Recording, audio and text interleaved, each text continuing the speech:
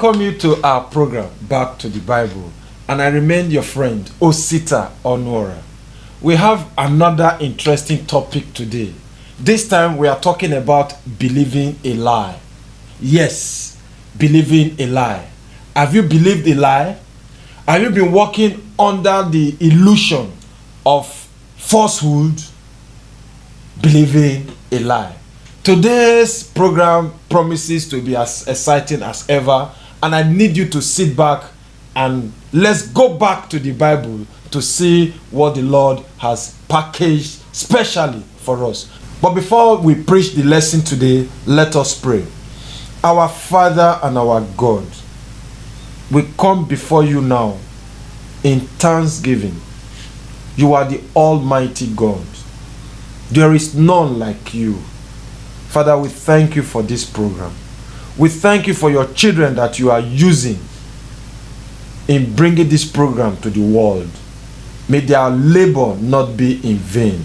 And as your children listen to this program, Father, please, may you open their understanding so that they can comprehend your message and be saved. Father, may you do for us what only you can do for your children. Take the glory, take the adoration. In Jesus' name we have prayed. Amen.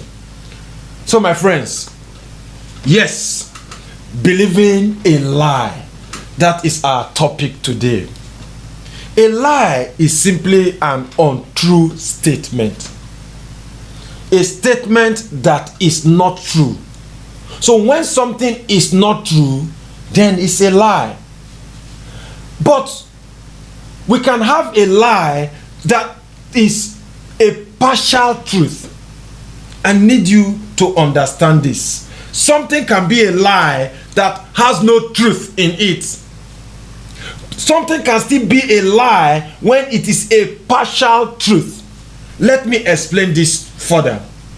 10 blind men touched the elephant. Those that touched the side of the elephant, the body of the elephant, that is, said the elephant is like a wall. Whereas the others that touched the tail said the elephant is like a rope. Now let's look at this. The persons that touched the tail and said the elephant is like a rope, is the tail not part of the elephant, but is an elephant like a rope? So this set of persons that touched the tail and concluded that an elephant is like a rope, they told a partial truth. Because of course the tail is part of the body, but that is not the whole truth. And for you now to say the elephant is like a rope, then it's not true. That is how a partial truth is a lie. So some of us have believed this partial truth, which we now conclude today to be lies. For me, as a growing up young man, there are lies I believed that my mother told me. Allow me to say it in our Nigerian pidgin English. I want to present it the way it is. Then my mama go say, as my teeth break, make I run around the compound 7 times, and make I take that my teeth will break come off my mouth, throw am for top of zinc. Because if I not do like that, the teeth no go grow come back. I hope you got it. Also, my mama still tell me say, make sure say I not stand on top of a granny stone. Say because if I stand on top of a granny stone, I go short. These are lies that they told us. And none of us, because we believe what they were saying, of course, anytime we have a tooth that breaks off, we must run around the compound 7 times and throw it into the zinc, because we want it to grow back. And we did not, in fact, none of us ventured to step on our mother's grinding stone. That is how we call it here. Step on our mother's grinding stone, because we don't want to be shot. But the most painful part of those lies was that she told us, all of us, my siblings, and some other mothers also did that when we drink coconut water, we will become dull. And we avoided it then, until we now grown up, that now whenever I take my children out, we drink coconut water and they are not dull. So why is it that in my time, I was told that if I drank it, I would be dull? These are some of the lies that they've told us before now, whether for our own good or otherwise. I am saying now that there are lies we've been told religiously that we must look at. There are religious lies that we must be careful of. But before I go into these religious lies, let me substantiate on this issue of a partial truth. A partial truth that is a lie. And again, this lesson is not about the lie tellers, those that told this partial truth. No. I am talking about those that believed these lies and the consequences on them.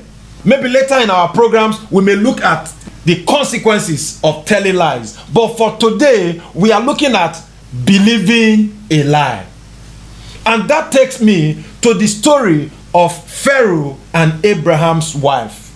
Yes, Abraham told a partial truth, and it ended up to be a lie.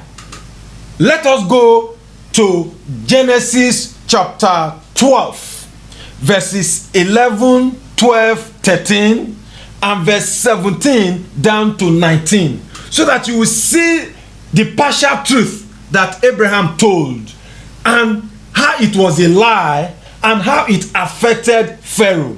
Let's see the scriptures. And it came to pass, when he was close to entering Egypt, that he said to Sarai his wife, "Indeed, I know that you are a woman of beautiful countenance. Therefore, it will happen when the Egyptians see you, that they will say, 'This is his wife,' and they will kill me, but they will let you live. Please say you are my sister, that it may be well with me for your sake, and that I may live because of you." But the Lord plagued Pharaoh and his house with great plagues because of Sarai, Abraham's wife. And Pharaoh called Abram and said, "What is this you have done to me? Why did you not tell me that she was your wife? Why did you say, 'She is my sister'? I might have taken her as my wife. Now therefore, here is your wife. Take her and go your way." Now, Abraham is actually Sarah's cousin. That is true. But that is not the end of their relationship. Sarah also happens to be Abraham's wife. So when Abraham said, "She is my sister," he told a partial truth, not the whole truth. Then it was a lie. And when Pharaoh believed that she was Abraham's sister and took her, the Bible said God punished his household. God plagued his household until he returned back Sarah to Abraham, believing a lie.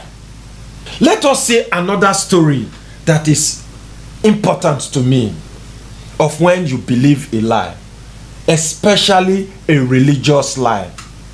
This time we are going to see the story of the young prophet in 1 Kings chapter 13. Don't take this story for granted. In this place, God called this young prophet and commanded him specifically, "Go to that altar and prophesy against that altar. When you get to that town, you will not drink water, you will not eat anything, you will not go back through the road that you came from."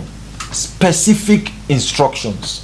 This prophet got to that town, prophesied against this altar as the Lord has commanded him. And the king was there, and the king stretched out his hand, "Take that prophet." And we are told that the king's hand withered. The king said, "Ah, this indeed is a man of God. Please beseech the Lord on my behalf, so that this punishment will be reversed." And the prophet did that. and the king became well. The king said, wow, this is amazing. Come quickly. Let me take you and entertain you. The young prophet repeated to the king what the Lord had told him. That, yes, king, it's a wonderful offer to be hosted by you. But the Lord specifically told me not to eat in this land, not to drink water in this land, and not to go back through the road that I came in this land. The king said, okay, so be it. And the young prophet left. He did not fall for the sumptuous meal of the king. He did not fall for the elegance of being hosted by the king. He did not fall. He did not go contrary to the commandments of God. But while he has left, we are told that an older prophet in that town was told what happened. This old prophet ran to meet the young prophet. In 1 Kings chapter 13, verses 18, 20 through 22 is what I'm going to read to you now. He said to him, I too am a prophet as you are. And an angel spoke to me by the word of the Lord, saying, bring him back with you to your house, that he may eat bread and drink water. He was lying to him. Now it happened, as they sat at the table, that the word of the Lord came to the prophet who had brought him back.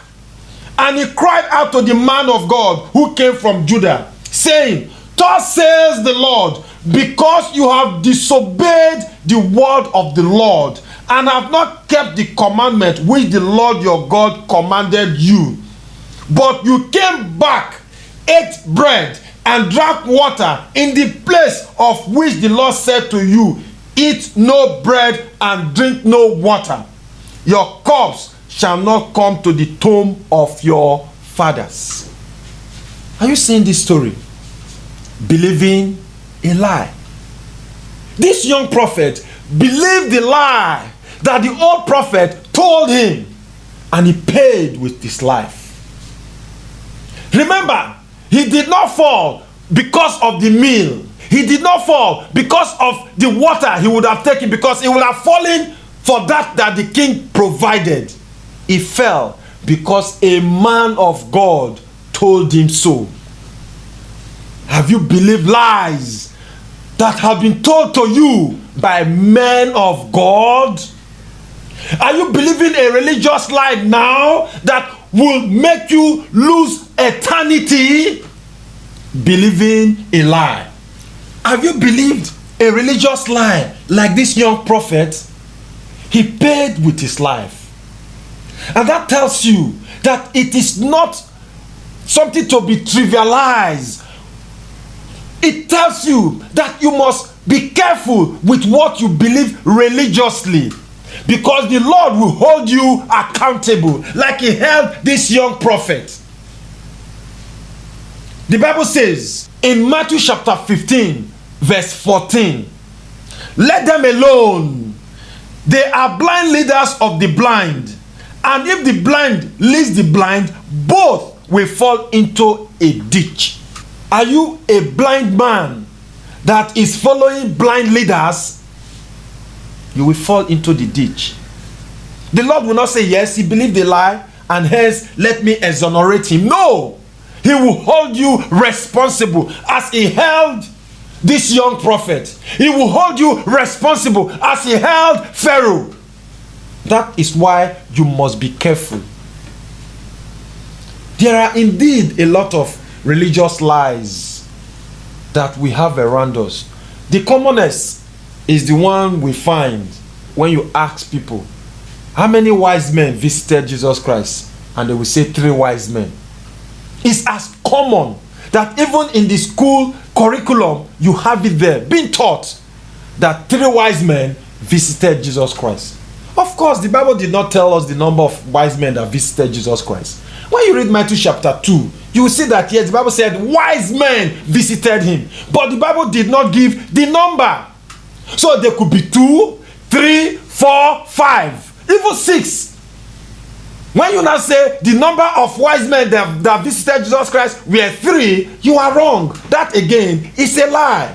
3 wise men did not visit Jesus Christ. Or better still, the Bible did not tell us the number of wise men that visited Jesus Christ. So when you argue that there are 3, you are speaking where the Bible has not spoken. Just simply say, wise men visited Jesus Christ. And that is what the Bible has said. So today, what is now the application? Where are we heading to when we are begging you not to believe a lie? When we are begging you to go back to the Bible and search the scriptures to see what the Lord has put there for us. I've heard in the religious circle of how they downplay the position of baptism in a person's salvation. It is argued in those quarters that baptism is just a ceremonial declaration of one's faith. That after you have believed in the Lord Jesus Christ, you are saved.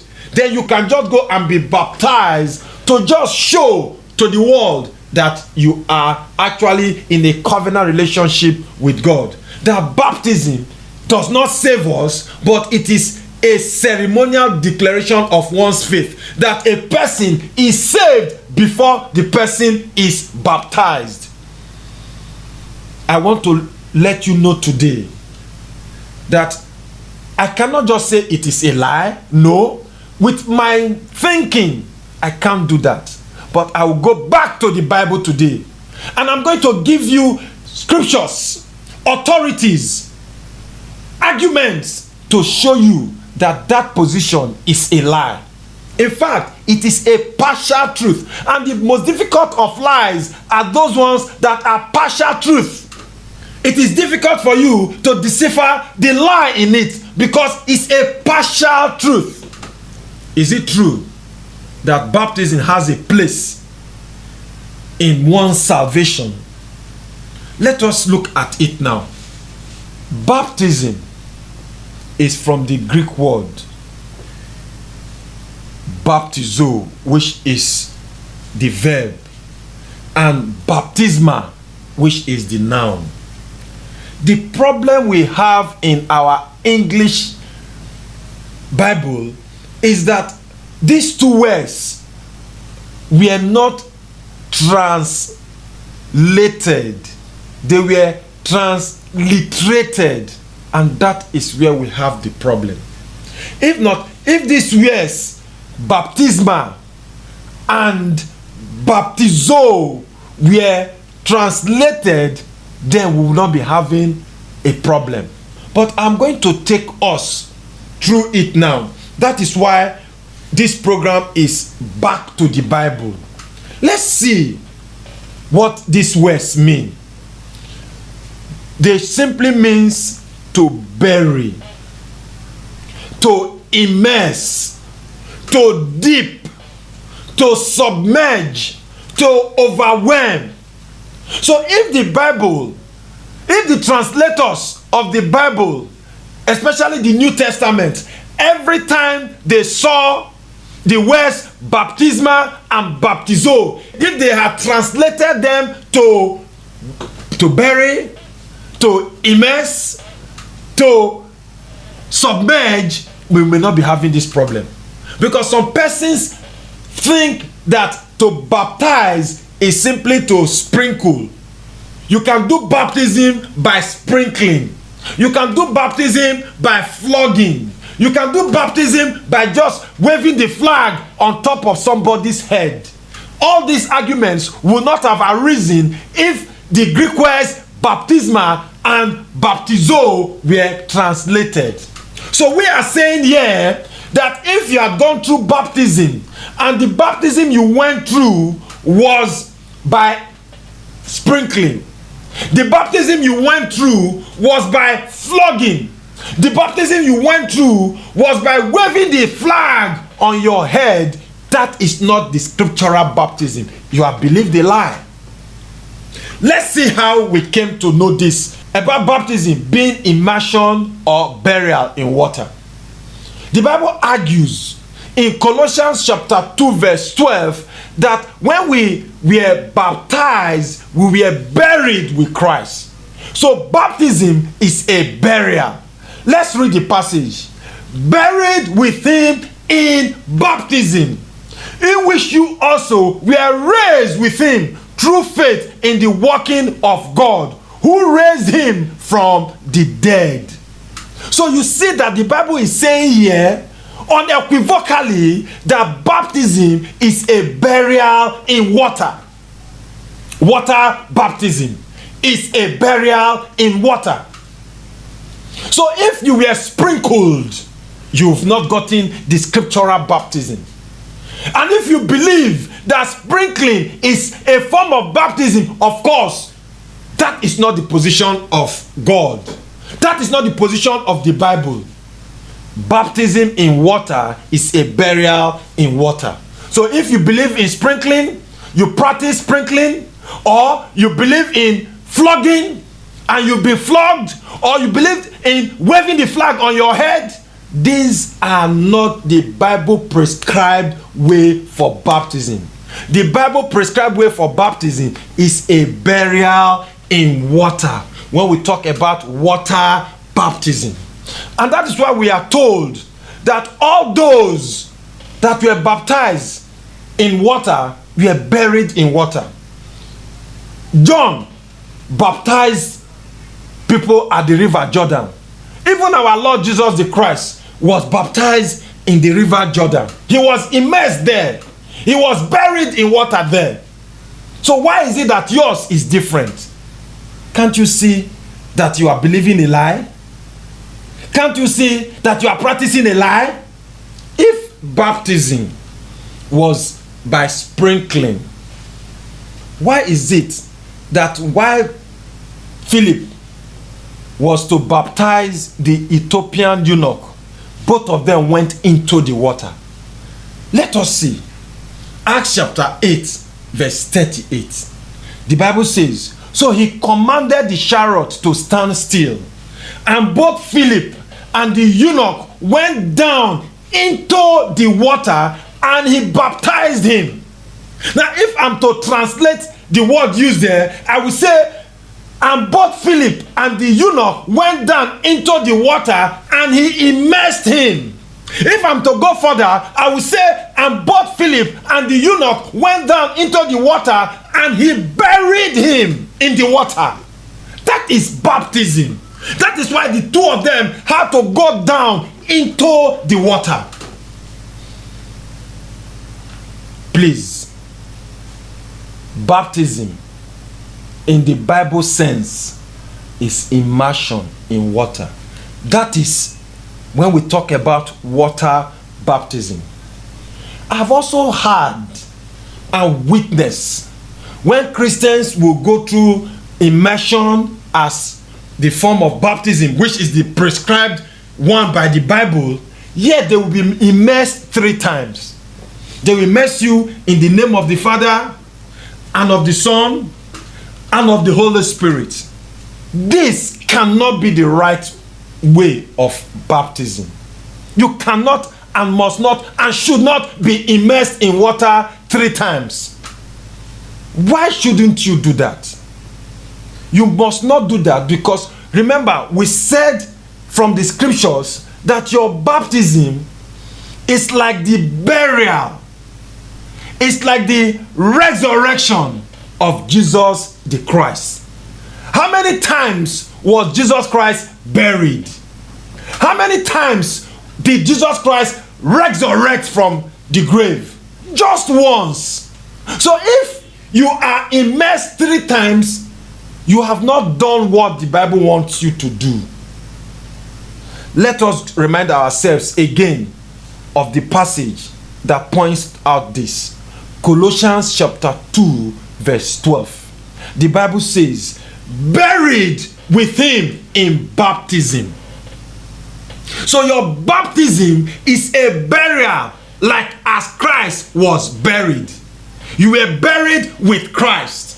So how many times was Christ buried? once.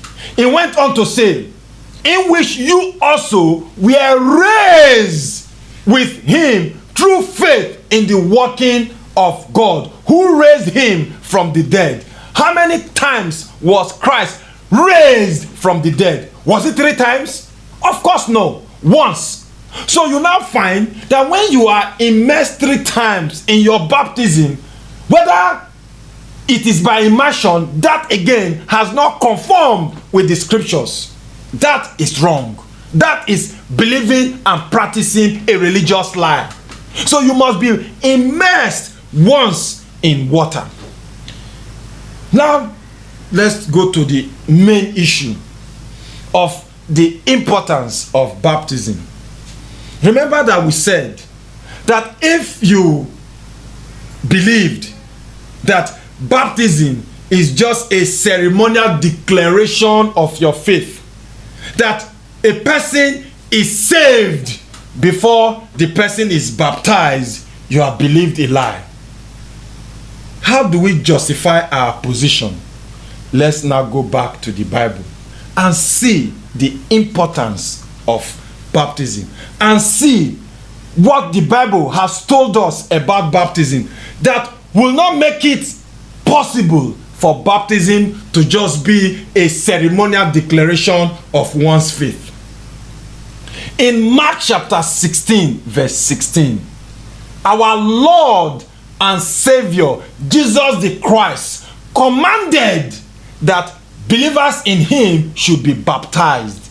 And he told us the reason of their baptism. He said, he who believes and is baptized will be saved, but he who does not believe will be condemned. Did Christ say here, he who believes and is saved should be baptized? Is that the sequence? Of course not.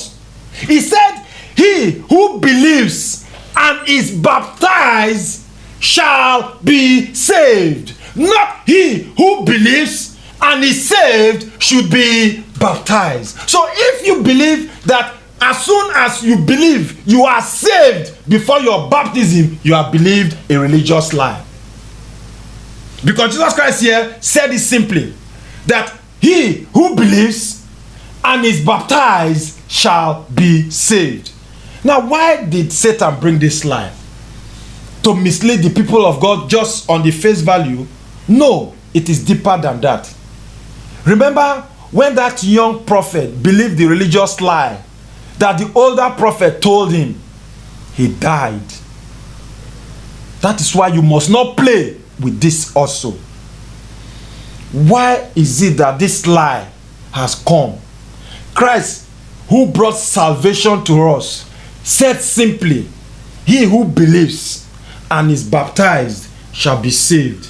But in the world, you have it today, he who believes and is saved should be baptized. Why is this lie before us? Why will people believe it and be lost? It is because Satan wants many to be of that wrong impression that they were saved, whereas they are lost. And that is why you must be careful. Look at Hebrews chapter 5, verse 9. The Bible says about Jesus the Christ, and having been perfected, he became the author of eternal salvation to all who obey him. Having been perfected, Christ became the author of eternal salvation to only those who obey him. Christ is now saying here that the person that believes and is baptized will be saved. Now, the world is telling you that the person that believes is saved, then he can go and be baptized. Why this? Are you not seeing the discrepancy? Whereas Christ says you must believe and be baptized for your salvation, the world is saying otherwise.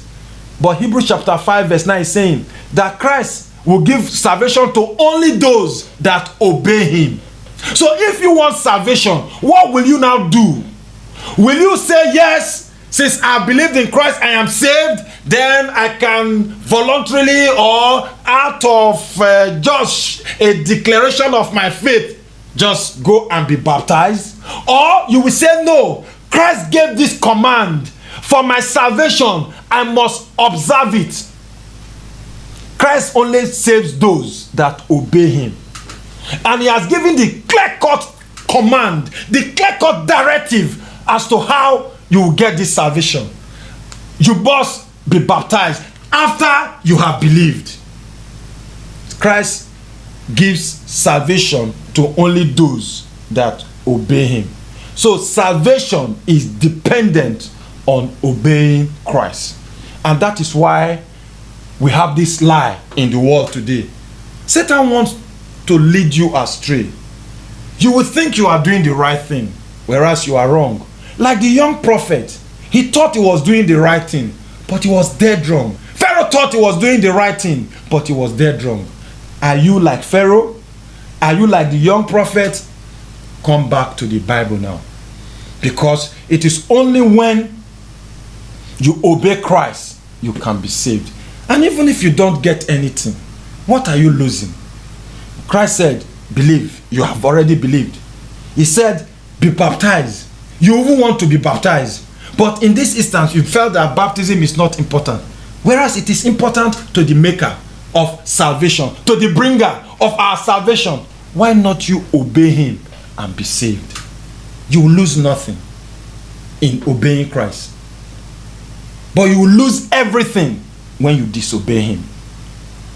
Another thing why this is of importance to us, that we bring it to you through this medium, is that the Bible states clearly that baptism is for the remission of sin. Especially the baptism that is done after the death, burial, and resurrection of Jesus the Christ. After the death, burial, and resurrection of Jesus Christ, baptism now became for the remission of sin. And if you've not gotten that baptism, your sins cannot be washed away. Let's see how Peter presented it on the very first day that the gospel of Jesus Christ was preached. In Acts chapter 2, verse 38, Peter said, repent and let every one of you be baptized in the name of Jesus Christ for the remission of sins, and you shall receive the gift of the Holy Spirit. Let me take this passage again. Then Peter said to them, repent and let every one of you be baptized in the name of Jesus Christ for the remission of sins, and you shall receive the gift of the Holy Spirit. So how dare you say baptism is not important? How dare you think that your sins can be washed away without baptism, when the Holy Spirit has stated it clearly that baptism is for the remission of sins? Let's see how the Bible also puts it in Acts chapter 22, verse 16. And now, why are you waiting? Arise and be baptized and wash away your sins, calling on the name of the Lord. Why are you delaying? Why are you wasting time? Get up and be baptized. Why should you get baptized? Why should you get up and be baptized? So that you can wash away your sins. So you find that the Bible is clear that baptism is for the remission of sins. That baptism is to wash away our sins.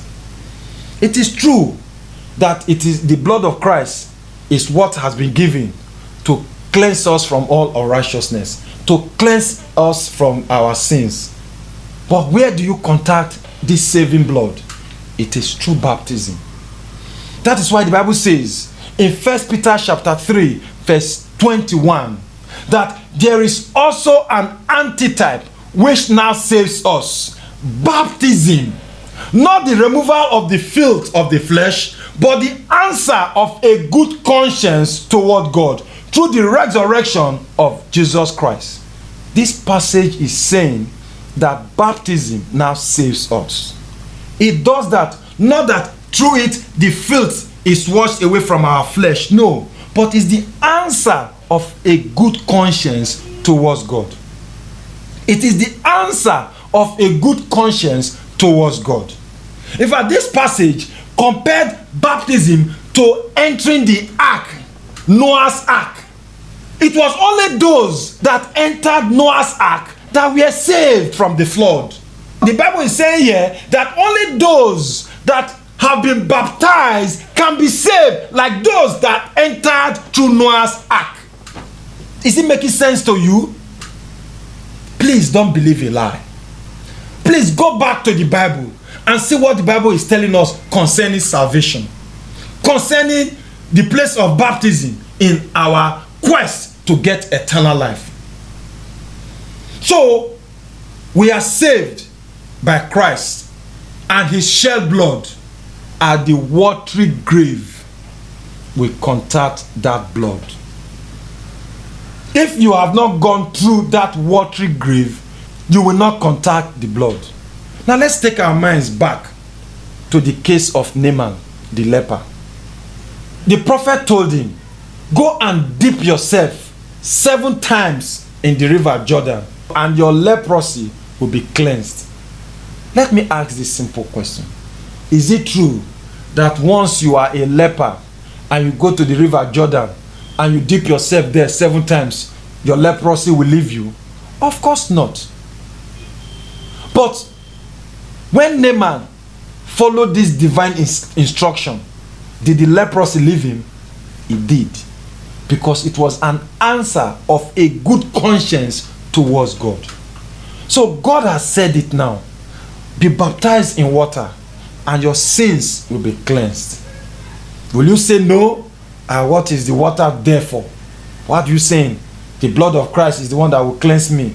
My believing in Christ is enough. Then you are like Naaman.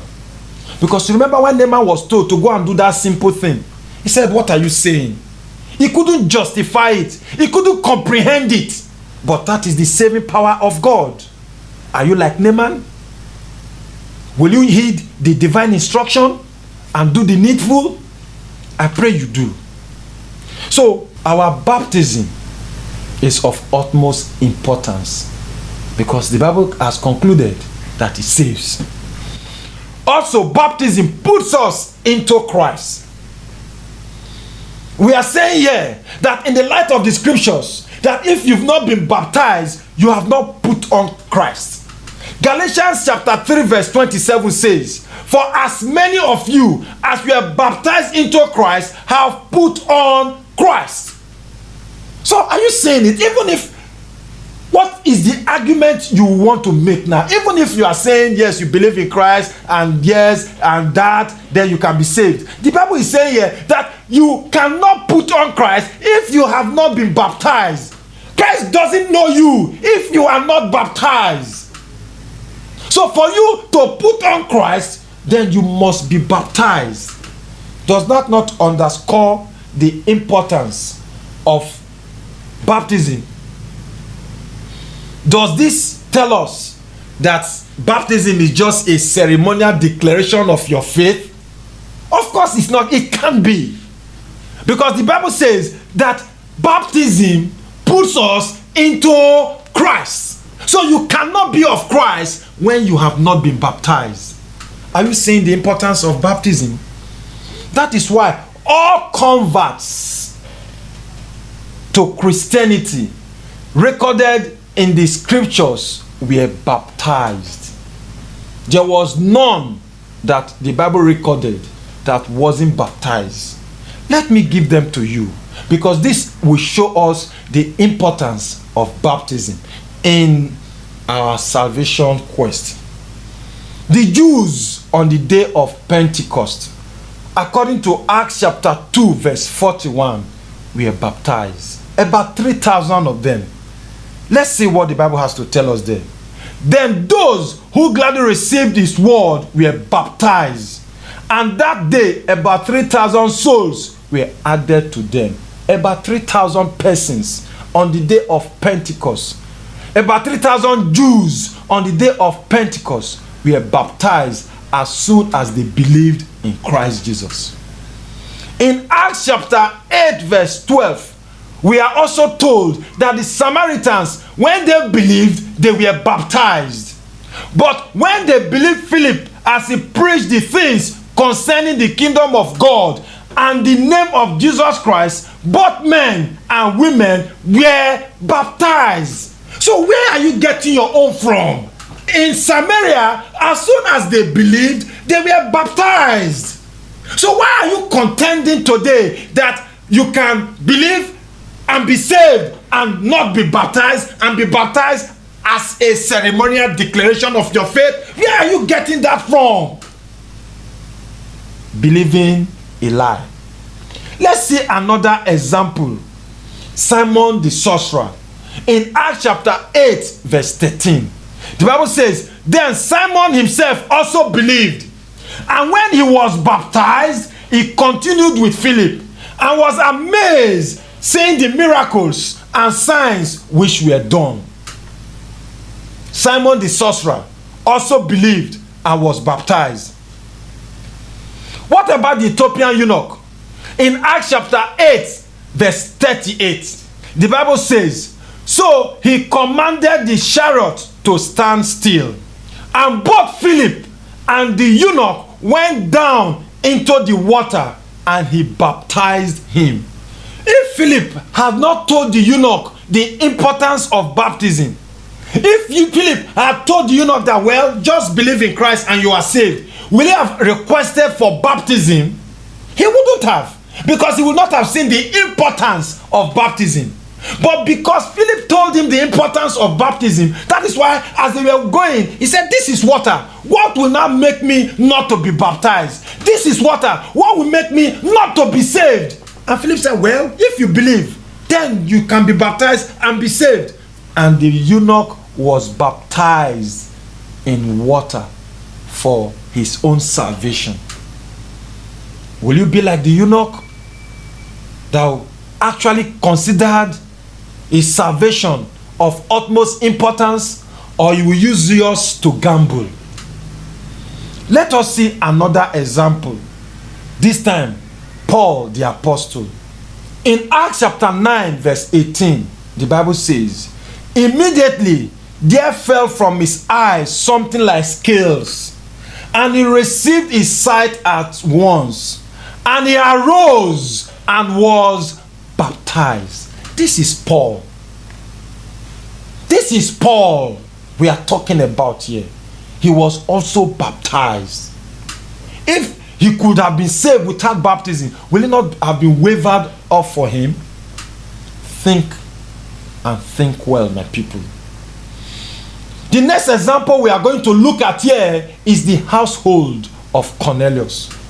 In fact, this particular incident was spectacular because they received the Holy Spirit. They spoke in tongues before it was commanded that they should be baptized. In Acts chapter 10 verse 48, the Bible says, and he commanded them to be baptized in the name of the Lord.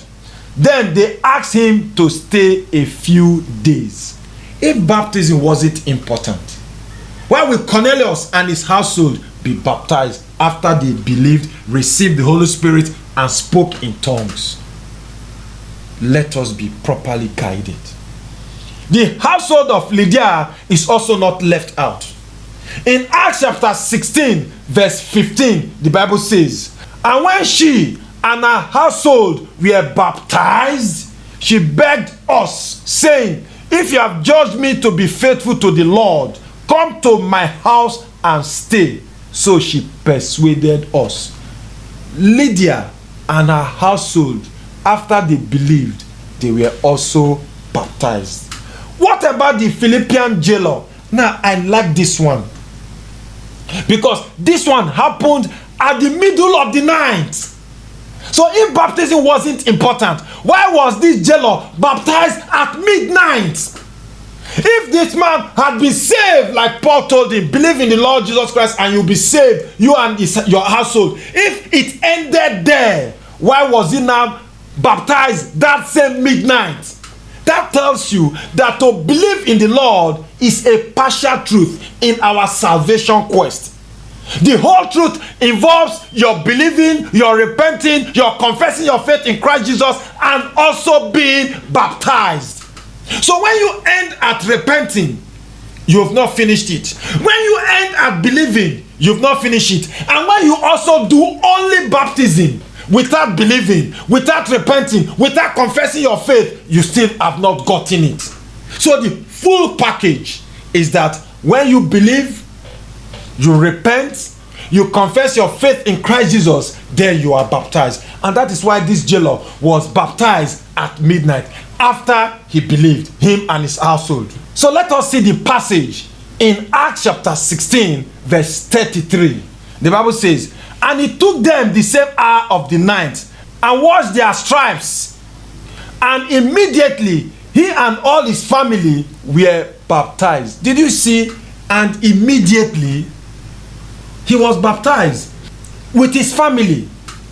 Let's now go to the case of the Corinthians, Crispus and those in Corinth. In Acts chapter 18 verse 8, the Bible says, then Crispus, the ruler of the synagogue, believed on the Lord with all his household, and many of the Corinthians hearing believed and were baptized. Are you saying it? They didn't end at believing. They went further to be baptized. Please don't end at believing. Go further and be baptized. Don't also assume that once you have believed, then it is all. Go further and be baptized. And finally, in Acts chapter 19 verse 5, we find the story of the Ephesians. Look at what the Bible says. When they heard this, they were baptized in the name of the Lord Jesus. When they heard this, they were baptized in the name of the Lord Jesus. Acts chapter 19 verse 5. You too have heard this. Will you believe the lie you have believed all along? Or having traced the biblical truth today, having gone back to the Bible, you will change your perception, you will change your understanding and key in to that of God, and understand that baptism plays a major role in your quest for salvation, because it was commanded by Jesus Christ. He said in Mark chapter 16 verse 16, he that believes and is baptized shall be saved. Having believed today, will you be baptized to be saved, or you will not believe and be condemned? We have taken you through this lesson on believing a lie, and we have highlighted the position of baptism in one's salvation. There are many other religious lies that we have believed, that we are practicing, that if we continue will make us lose eternal life. The essence of this program is to take us back to the Bible, to enlighten us, to point the way of salvation for us, believing that we, having received this truth, will change and come to the truth and be baptized. Because the Bible says you will know the truth, and the truth will set you free. You've heard the truth today. Will you want to be set free? Contact the Church of Christ nearest you, and they will help you in your quest for salvation. May God bless you and help you to do the right thing at the right time. Because the Bible has told us that we must prove all things and hold fast to that which is good. For you not to be led into lies. For you not to continue believing a lie. You must prove all things and hold on to that which is good. We've done ours. We know you will do yours. May God bless you all in Jesus' name. Amen. Lord, come deliver me, oh Lord, come deliver me. As in the days of Shadrach, Meshach, and Abednego, oh Lord, deliver me. As in the days of Shadrach, Meshach, and Abednego, the world the Lord to bow to an image God, but the Jews said no to the Babylon. anointing, not mind the words, cause it may change. And then the king get marveled to what they say, as the order for the dead in the very phone.